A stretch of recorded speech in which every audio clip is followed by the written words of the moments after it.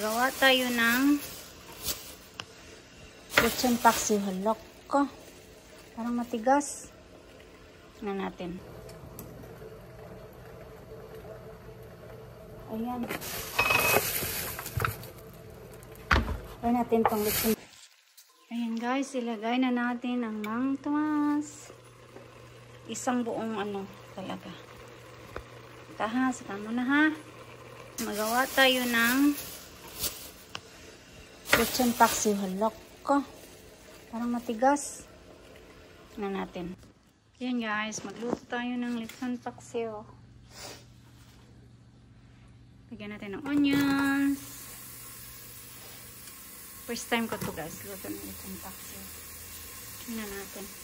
I'm international today. I'm planning to cook like 3 dishes for a week of 1 week of eating. And well, could you please open this for me?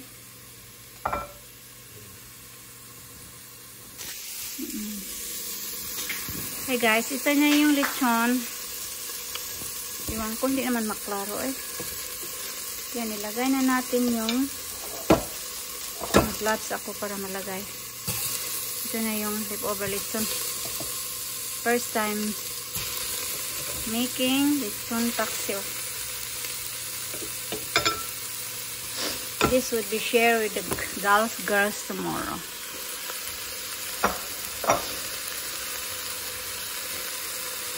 Ayan.